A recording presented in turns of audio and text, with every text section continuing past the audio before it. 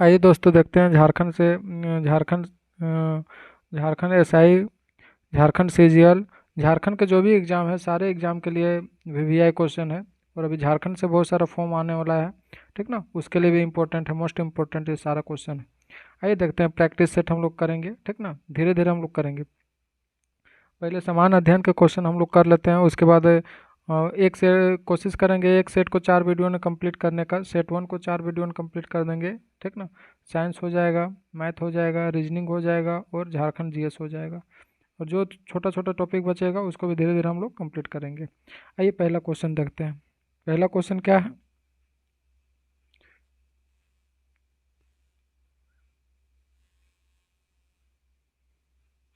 पहला क्वेश्चन है श्रीलंका के आधिकारिक राजधानी का नाम क्या है? देखिए, श्रीलंका की राजधानी कोलंबो है, ठीक ना।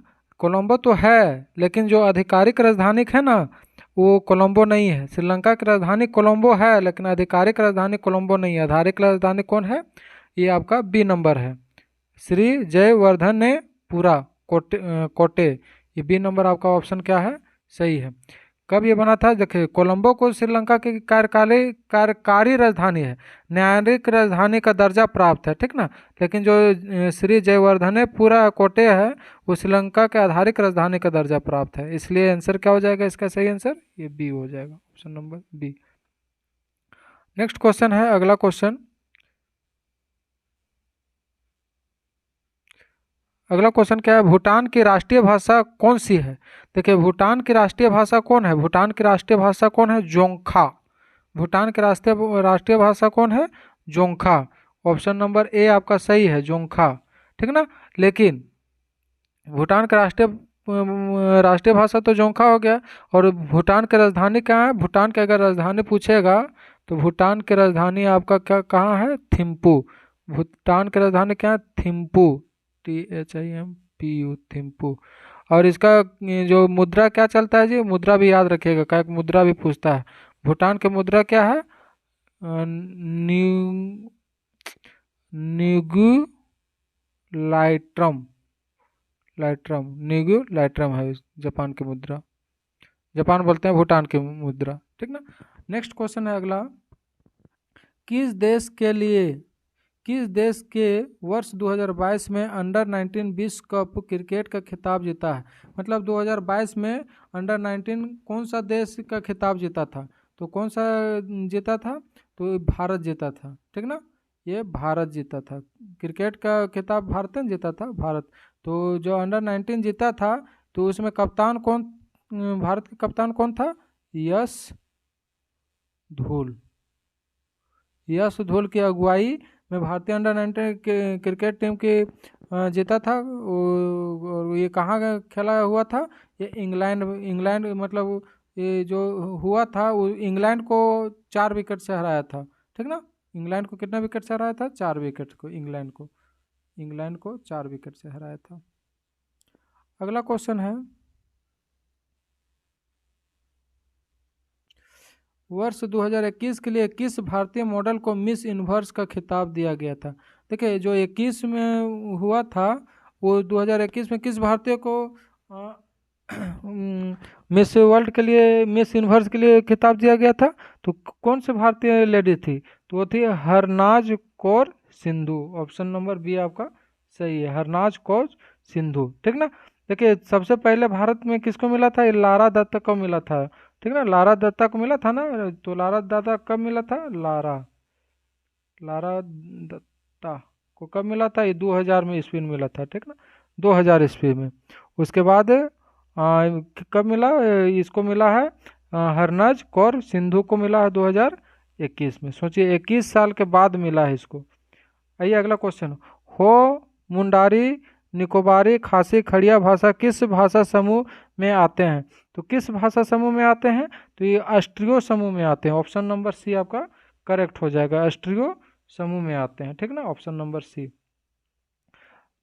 देखिए, भारत में लगभग 0.6 भाषा ऑस्ट्रियो समूह में आते हैं। 0.6% भाषा जितना भी है ना, वो ऑस्ट्रियो समूह में आते हैं। बाकी जैसे हो गया संस्थाली, हो गया मुंडारी, हो गया खाबी, हो गया, एवं प्रमुख भाषाएं हैं जो आते हैं इसमें, ऑस्ट्रियो में आते हैं। अगला क्वेश्चन है 6 नंबर क्वेश्चन, भारत का पहला शून्य कार्बन उत्सर्जन हवाई अड्डा कहाँ निर्माणाधीन है, कहाँ पे बना? तो कहाँ पे बना? ये ऑप्शन नंबर बी, नोएडा में बना। ठीक ना, ऑप्शन नंबर बी, नोएडा। अगला क्वेश्चन है बुद्ध का अर्थ क्या है? बुद्ध का अर्थ क्या है? बुद्ध का अर्थ क्या है? ज्ञान प्राप्ति। बुद्ध जो है वो कहाँ क्या किए थे? वो ज्ञान को प्राप्त किए थे, इसलिए इसका ज्ञान प्राप्ति आंसर हो जाएगा। अगला क्वेश्चन है 8 नंबर, निम्नलिखित में से कौन सम्मिलित नहीं है, कौन सही है? निम्नलिखित में से कौन समूह सही है? तो कौन समूह सही है? तो देखिए, शामसे सिराज आसिफ, तारिका ए फिरोज शाही, ये ए नंबर सही है। ऑप्शन नंबर ए आपका सही है। ठीक ना, ऑप्शन नंबर ए आपका क्या है? सही है। अगला क्वेश्चन है, शिवाजी महाराज के शासनकाल में मंत्रिपरिषद को किस नाम से जाना जाता था? तो मंत्रिपरिषद को किस नाम से जाता था? तो ये नाम था अष्ट प्रधान के नाम से जाना जाता है। ठीक ना, शिवाजी महाराज को शासनकाल में मंत्रिपरिषद को अष्ट प्रधान के नाम से जाना जाता था। ठीक ना, इसके अंतर्गत कितने मंत्री आते थे? इसके अंतर्गत 8 को मंत्री आते थे। कौन कौन आते थे? जैसे हो गया पेशवाव, अमात्य, मंत्री, सचिव, सुमान, सेनापति, पंडित राव और न्यायाधीश, ये सब इसमें आते थे। ठीक ना, आइए 10 नंबर क्वेश्चन देखते हैं। 10 नंबर क्वेश्चन, निम्न में से कौन सा उपन्यास भारत में स्वतंत्र सेनानियों के लिए प्रेरणा का स्रोत बना था? तो कौन सा उपन्यास प्रेरणा का स्रोत बना था? तो इसका ऑप्शन क्या क्या है, ये देख लेते हैं। परीक्षा गुरु, आनंद मठ, रंगभूमि और पदराग। तो कौन ऑप्शन हो जाता है इसका? तो इसका option number B, Bankim Chandra Chatterjee, जो उपन्यास था बंकिम चंद्र चटर्जी आनंद मठ, वो उसके द्वारा किया गया था। तो बी इसका आंसर, ऑप्शन सही है। अगला क्वेश्चन है, भारतीय राष्ट्रीय कांग्रेस के प्रथम मुस्लिम अध्यक्ष कौन थे? तो प्रथम मुस्लिम अध्यक्ष कौन थे? तो तैयबजी थे। ठीक ना, ये तैयबजी थे। भारतीय कांग्रेस का प्रथम मुस्लिम अध्यक्ष बदरुद्दीन तैयबजी थे। कब बने थे ये 1800, ये कब बने थे? 1887 में बने थे। ठीक ना, वो कहाँ पे? मद्रास में बने थे। मद्रास में बने थे। ठीक ना, आइए अगला क्वेश्चन देखते हैं। सागदाव प्रसिद्ध बौद्ध त्योहार में से कौन से निम्नलिखित में से किस राज्य में मनाया जाता है? तो किस राज्य में मनाया जाता है? तो ये आपको मनाया जाता है सिक्किम में मनाया जाता है। ठीक है, प्रसिद्ध किसके लिए मनाया जाता है? बौद्ध त्योहार साग। ठीक ना, बौद्ध को त्योहार है साग, तो सिक्किम में मनाया जाता है। या ट्रिपल धन महोत्सव के लिए मनाया जाता के रूप में मनाया जाता है। नेक्स्ट क्वेश्चन है अगला, भारत के प्रमुख भूमि का अक्षांश के बीच की कितना रेखा है? भारत के मुख्य भूमि का अक्षांश रेखा कितना है? तो इसका अक्षांश रेखा 67 डिग्री 7 मिनट पूर्वी और 97 डिग्री 25 मिनट देशांतर के बीच में है। तो इसका सही ऑप्शन क्या हो जाएगा? ऑप्शन नंबर ए हो जाएगा। ये कितना हो गया? 8 डिग्री 4 मिनट उत्तर से 37 डिग्री 6 मिनट उत्तर तक होगा। ठीक ना, ऑप्शन नंबर ए आपका सही आंसर हो जाएगा। ऑप्शन नंबर ए सही आंसर हो जाएगा। झीलों के अध्ययन को क्या कहते हैं? देखिए, झीलों के अध्ययन को हम लोग क्या कहते हैं? जो झीलों के अध्ययन को हम लोग लिम्नोलॉजी कहते हैं। झीलों का अध्ययन को क्या कहते हैं? निम्नोलॉजी। ठीक ना, जो जैसे कहाँ झील कहाँ कहाँ हो गया? झीलों जैसे तालाब हो गया, नदी हो गया, आर्द्रा भूमियों का अध्ययन किया जाता है, तो नीलोलॉजी कहते हैं। पोमोलॉजी तो होगा नहीं, टोपोलॉजी होगा ना, हाइड्रोलॉजी होगा नहीं, तो निमोलॉजी आपका सही आंसर है। क्वेश्चन नंबर 15, निम्न में से किस नदी का स्रोत भारत से बाहर है? देखिए, भारत से बाहर है, तो भारत से बाहर कौन सा नदी का हो सकता है? तो पहली बात है कि देखिए, व्यास नदी तो भारत में निकलता है, तो होगा नहीं। झेलम नदी तो निकलता है भारत से, तो झेलम होगा नहीं। रवि और ब्रह्मपुत्र आ जाता है, तो रवि नदी भी भारत से ही निकलता है, तो रवि नदी तो होगा नहीं। लेकिन जो तिब्बत है ना, तिब्बत, ये आपका ब्रह्मपुत्र नदी कहाँ से निकलता है? तिब्बत से निकलता है। ठीक ना, तिब्बत के हिमानी के पास एक जगह है, वहीं से निकलता है, जो ब्यास, रवि और झेलम नदी को उद्गम स्रोत भी भारत में स्थित होता है। ठीक ना, ये भारत में है, तो ब्रह्मपुत्र नदी तिब्बत से निकलता है, इसलिए ऑप्शन नंबर ए आपका क्या हो जाएगा? सही हो जाएगा, ए नंबर। नेक्स्ट क्वेश्चन है क्वेश्चन नंबर 16, झूम भूमि अभी भी कहाँ प्रचलित है? जो झूम भूमि है वो अभी भी कहाँ प्रचलित है? वो मिजोरम में भी है, ठीक ना, मणिपुर में भी है, नागालैंड में भी है, और क्या है, उपयुक्त सभी, मतलब सभी जगह परिचित है। झूम कृषि जो है स्थानीय कृषि के नाम से जाना जाता है, जो कहाँ पे है, उष्ण कटिबंधीय क्षेत्रों में पेड़ों और वनस्पतियों को काटकर जो जलाकर साफ कर की जाती है ना, उसी को हम लोग बोलते हैं, ठीक ना, भूम के कृषि। आइए क्वेश्चन नंबर 17 देखते हैं। विश्व में सबसे बड़े यूरेनियम भंडार में कौन सा एक माना जाने वाला तुमपल्ले निम्नलिखित में से किस राज्य से स्थित है? तो किस राज्य से है? तो ये है आंध्र प्रदेश से है, option number D, Andhra Pradesh, option number D. Kyoto protocol किस वर्ष में प्रभावित हुआ था? क्योटो जो है वो प्रोटोकॉल किस वर्ष प्रभावित हुआ था? तो 2005 में प्रभावित हुआ था। तो ये क्या है, क्योटो क्या है? UNFCCC से रिलेटेड है क्योटो से, ठीक ना, United nation framework on climate change से संबंधित है। आइए अगला क्वेश्चन देखते हैं, क्वेश्चन नंबर 20, भारत में योजनाबद्ध अर्थव्यवस्था किस पद्धति पर आधारित है? तो किस पद्धति पर आधारित है? तो ये ऑप्शन नंबर डी, समाजवादी व्यवस्था पर आधारित है, समाजवादी व्यवस्था पर आधारित है, ठीक ना। नेक्स्ट क्वेश्चन है, विशेष आर्थिक क्षेत्र सीज का अवधारणा पहले शुरू की गई थी, तो कब की गई थी सीज के अवधारणा? तो ऑप्शन नंबर आपका क्या हो जाएगा, चीन से? नहीं, सीज तो चीन में नहीं, जापान में नहीं, जापान में भी नहीं, भारत में, हाँ भारत में की गई थी, पाकिस्तान में नहीं, ये नहीं, ये नहीं, ये नहीं, भारत में किया गया था, सी नंबर ऑप्शन आपका। ये क्वेश्चन नंबर 21 देखते हैं, 21 नंबर क्वेश्चन क्या बोलता है। 21, विदेश में वस्तुएं घरेलू विक्रय दाम से कम दाम में बेचने को कहते हैं, क्या कहते हैं? जो मतलब कम दाम में बेचने को क्या कहते हैं? तो ऑप्शन नंबर पटना, डॉपिंग कहते हैं, ठीक ना। और पटाना जैसे हम लोग नहीं बोलते हैं कि कोई वस्तु के प्राइस है तो हम लोग बहुत बोलते हैं इतना देंगे इतना देंगे, तो वही होता है पटाना। तो उसको हम ऑप्शन नंबर सी आपका क्या हो जाएगा, सही हो जाएगा, पटाना, ऑप्शन नंबर सी।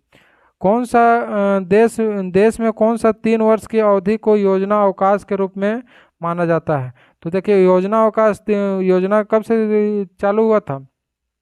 योजना अवकाश मतलब छुट्टी, जो 1966 से 59 तक 3 वर्ष जो गैप था ना, 66 से 59 तक, इसको योजना अवकाश के रूप में माना जाता है। क्यों माना जाता है? क्योंकि 3 वर्ष की योजनाएं बना ही नहीं था, इस अवधि में योजना जो है ना अवकाश के नाम से जाना जाता है।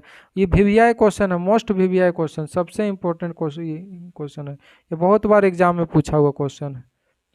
भारत के संविधान के ऊपर सबसे अधिक प्रभाव निम्नलिखित में से किसको माना जाता है? तो किसको माना जाता है सबसे अधिक प्रभाव? तो किसको माना जाता है? भारत सरकार अधिनियम 1935 को माना जाता है, ठीक ना। क्यों माना जाता है? क्योंकि इसमें भारत सरकार के अधिनियम 1935 के तहत ही मतलब संविधान के लगभग 2/3 तत्वों को है ना एक साथ मिला दिया गया था, इसके कारण ये माना जाता है। नेक्स्ट क्वेश्चन है क्वेश्चन नंबर 24, क्या बोल रहा है, भारत के संविधान के निम्नलिखित अनुच्छेदों में कौन सा अनुच्छेद धार्मिक स्वतंत्र के अधिकार की गारंटी देता है? तो कौन सा अनुच्छेद देता है? तो अनुच्छेद देता है 25 से 28, ठीक ना। भारतीय संविधान का अनुच्छेद 25 से 28 के तहत क्या देता है? धार्मिक स्वतंत्रता का अधिकार की गारंटी देता है। तो 25 से 27 आपका क्या हो जाएगा, करेक्ट आंसर हो जाएगा, ऑप्शन नंबर सी, 25 से 27 वर्ष। अगला क्वेश्चन है, भारत के राष्ट्रपति को स्वेच्छा निर्णय अधिकार के अंतर्गत क्या प्राप्त होता है? तो क्या प्राप्त होता है उसको? उसको प्रधानमंत्री की नियुक्ति करना प्राप्त होता है। क्या? प्रधानमंत्री के नियुक्ति करना प्राप्त होता है, ठीक ना। भारत के राष्ट्रपति को स्वेच्छा अधिकार के अंतर्गत प्रधानमंत्री की नियुक्ति करने का अधिकार प्राप्त होता है, कि प्रधानमंत्री को नियुक्ति करा सकता है। और प्रधानमंत्री की नियुक्ति राष्ट्रपति द्वारा ही संविधान के अनुच्छेद किसकी कौन सा अनुच्छेद के अंतर्गत करा सकता है? 75(1) के तहत करा सकता है, सही ना। अनुच्छेद 75, अनुच्छेद 75(1) के तहत उस प्रधानमंत्री की नियुक्ति करा सकता है।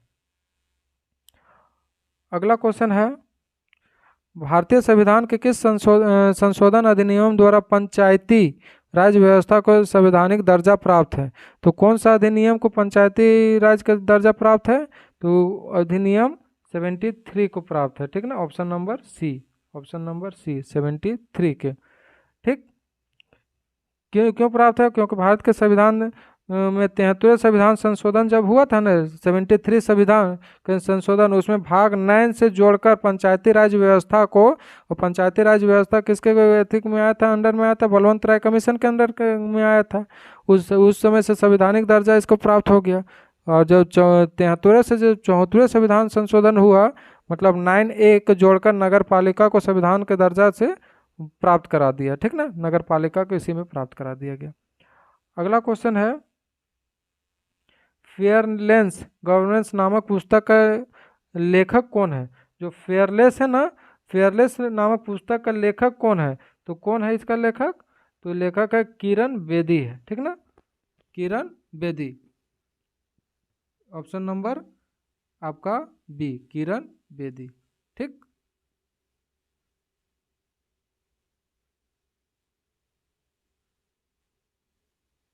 नेक्स्ट क्वेश्चन है, रोजर फेडरर का संबंध किस खेल से है? देखिए, रोजर फेडरर का संबंध किस खेल से है? क्रिकेट से तो होगा नहीं, फुटबॉल होगा नहीं, लॉन टेनिस और टेबल टेनिस।